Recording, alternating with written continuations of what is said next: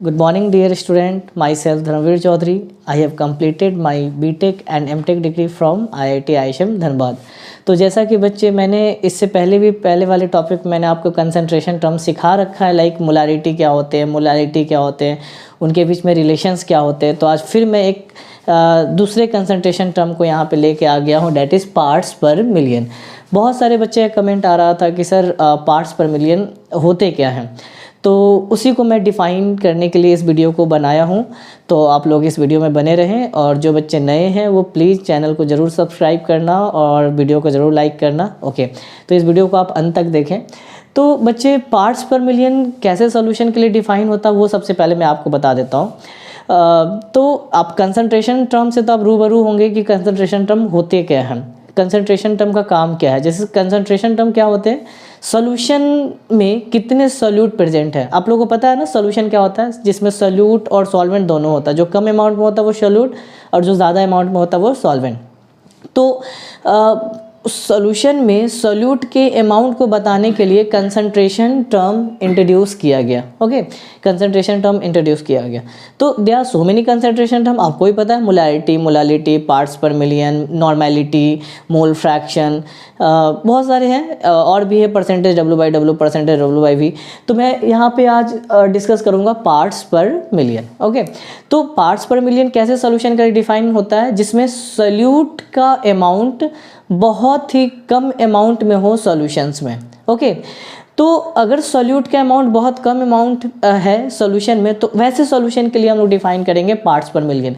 जैसा कि आप ऐसा मान लो कि जैसे आपने एक कंटेनर लिया और उसमें आपने 10 लीटर पानी ले लिया। कितना लीटर पानी ले लिया? 10 लीटर पानी ले लिया, ठीक है ना।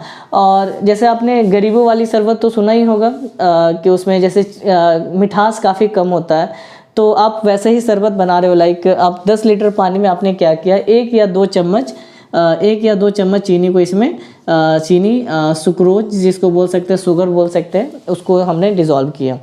तो ऐसे सॉल्यूशन में सॉल्यूट का अमाउंट तो काफ़ी कम है, क्योंकि आपने पानी 10 लीटर ले लिया, लेकिन शुगर का अमाउंट क्या है, काफ़ी कम है। तो ऐसे सॉल्यूशन के कंसंट्रेशन को डिफाइन करने के लिए हम लोग क्या यूज़ करते हैं, पार्ट्स पर मिलियन। ओके, तो अगर पार्ट्स पर मिलियन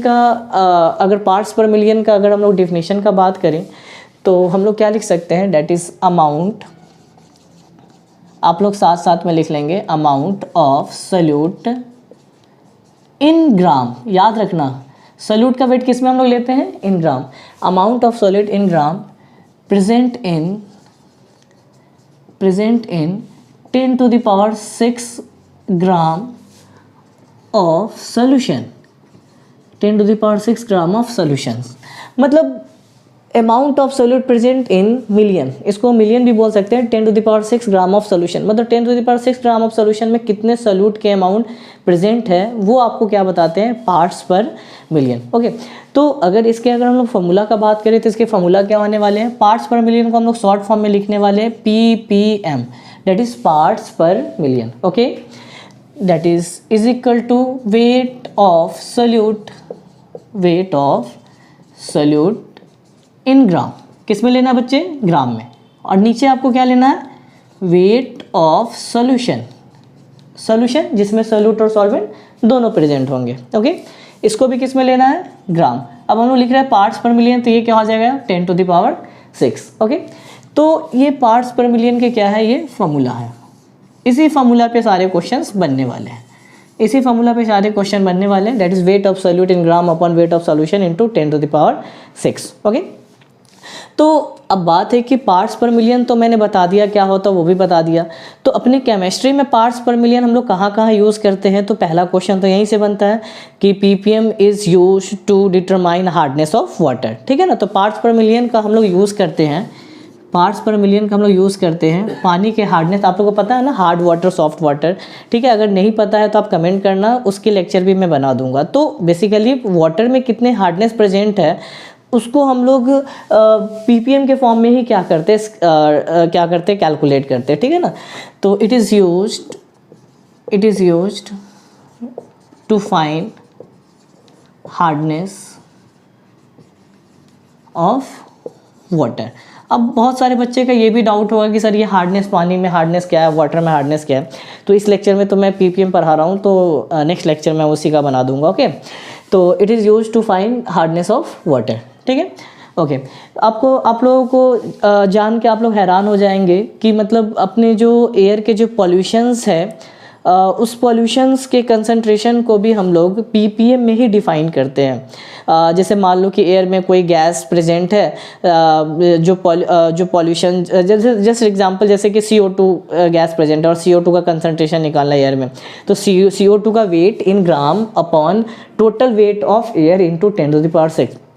तो एटमॉस्फेरिक पॉल्यूशन हो जाए या फिर हार्डनेस ऑफ वाटर, ये सब हम लोग किस में कैलकुलेट करते हैं, पीपीएम में कैलकुलेट करते हैं। तो पीपीएम का मतलब तो आपको समझ में आ गया होगा। बेसिकली क्या है, अगर सॉल्यूशन में सॉल्यूट का अमाउंट काफ़ी कम अमाउंट में हो, लाइक निग्लिजिबल अमाउंट में हो, तो वैसे सॉल्यूशन के लिए हम लोग क्या यूज़ करते हैं, पीपीएम यूज़ करते हैं। पीपीएम कंसंट्रेशन का क्या करते हैं, यूज़ करते हैं उस सॉल्यूशन के कंसंट्रेशन को डिफाइन करने के लिए। तो आप लोगों को भी पता है वेट ऑफ सॉल्यूशन का अगर मैं बात करूं,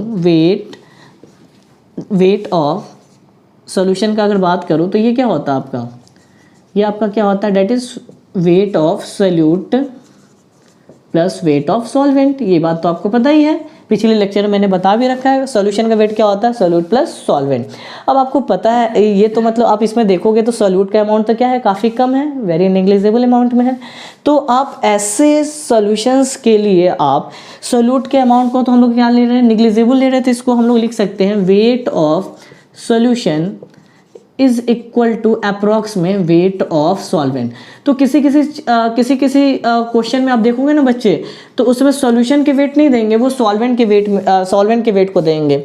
तो आप वेट ऑफ सॉल्यूशन की जगह आप वेट ऑफ सॉल्वेंट भी ले सकते हो, क्योंकि आप जानते हो ऐसे सॉल्यूशन में सॉल्यूट के अमाउंट बहुत कम है, तो सॉल्यूशन का जो वेट होगा वही किसका हो जाएगा, सॉल्वेंट का वेट हो जाएगा। ठीक है ना, ये कुछ प्रॉब्लम होंगे, उसके लिए मैं आपको बता रहा हूँ। ठीक है ना, ओके। अब अगर मैं बात करूं एनसीईआरटी में अगर बात करूं तो एनसीईआरटी में एक क्वेश्चंस है पार्ट्स पर मिलियन से रिलेटेड मोल कॉन्सेप्ट में। ठीक है ना, तो उसमें एक्चुअली उन्होंने पीपीएम के बारे में पूछा था और परसेंटेज W/W भी पूछा था। ठीक है ना, there are so many method to solve this questions, but मैं आपको एक बात बता दूं, एक रिलेशन मैं बता देता हूँ आपको, पीपीएम और परसेंटेज W/W में क्या रिलेशन होते हैं। ठीक है ना, पीपीएम और परसेंटेज W/W में क्या रिलेशन होते हैं। तो ये तो आपने डिफिनेशन लिख ही लिया होगा, weight of solute in gram present in 10⁶ gram of solutions. तो मैं आपको बताता हूँ कि रिलेशन परसेंटेज W/W और पीपीएम में क्या होने वाले हैं। ओके, रिलेशन बिटवीन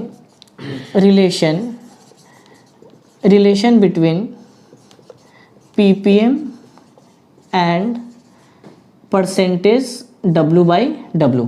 तो वो बच्चे जिनको परसेंटेज W/W पता नहीं है कि क्या है, उनको सबसे पहले मैं परसेंटेज W/W के बारे में बता देता हूँ कि परसेंटेज W/W का फॉर्मूला क्या होता है। ठीक है ना, तो अगर मैं बात करूँ यहाँ पे परसेंटेज W/W, इसका मतलब क्या होता है, weight of solute present in 100 gram of solution. Okay, तो यहाँ पे हम लोग क्या लिख सकते हैं, weight of solute in gram upon weight of solution in gram into 100। Okay, तो ये परसेंटेज W/W का क्या है, फॉर्मूला है। तो आप लोग खुद ही सोचो कि इन दोनों में हम लोग रिलेशन कैसे बना सकते हैं। देखो, इस फॉर्मूला को हम लोग क्या लिख सकते हैं, 10⁶ को क्या लिख सकते हैं, 100 इंटू 10⁴ लिख सकते हैं, बिल्कुल लिख सकते हैं, 10⁶ को लिख सकते हैं। अब देखो, तो ये जो टर्म है ये आपका क्या है, परसेंटेज W/W। ओके, तो यहाँ से एक फॉर्मूला बन के आया, that is PPM is equal to percentage W/W into 10⁴। तो ये आपका रिलेशन बन गया, वेरी इंपॉर्टेंट रिलेशन, कि जब आपको परसेंटेज W/W गिवन हो, पीपीएम निकालना हो, तो आप डायरेक्टली सॉल्व कर सकते हो। ठीक है ना, बहुत सारे मेथड फाइंड करने के, अगर आप सीख चुके हो तो और भी मेथड आप अप्लाई कर सकते हो, बट आप इस रिलेशन का भी यूज़ कर सकते हो। अगर परसेंटेज W/W को पीपीएम में जाना है, यहाँ से अगर यहाँ जाना है तो ये कैलकुलेट कर सकते हो, या फिर क्वेश्चन में अगर ये गिवन है और आपको ये कैलकुलेट करना है तो ये भी आप कर सकते हो। ठीक है ना, तो इन दोनों में रिलेशन है, कोई भी एक गिवन हो, दूसरा कैलकुलेट करना हो, आप इजीली क्या कर सकते हो, कैलकुलेट। ओके, और एक और पीपीएम से रिलेटेड एक बात और जो है इंपॉर्टेंट वो मैं आपको बता देता हूँ, ठीक है ना। एक न्यूमेरिकल प्रॉब्लम भी हम लोग कर लेंगे, ठीक है ना, बट कुछ थ्योरी का पार्ट है, पहले उसको मैं करा देता हूँ। तो एक पीपीएम से रिलेटेड एक और बात है, कभी कभी क्या होता है ना बच्चे, क्वेश्चन में चलो पहले एक न्यूमेरिकल प्रॉब्लम करते हैं, फिर उसके बाद वो कॉन्सेप्ट को डिस्कस करेंगे, ठीक है ना। तो क्वेश्चंस जैसे मैं बोल देता हूँ आपको, या मैं लिख देता हूँ, weight of solute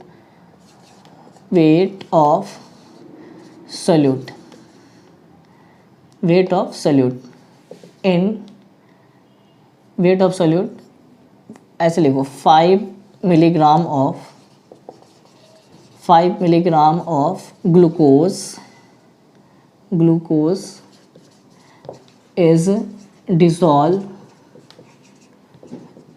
in 5 milligram of glucose is dissolved in 5000 gram of solution.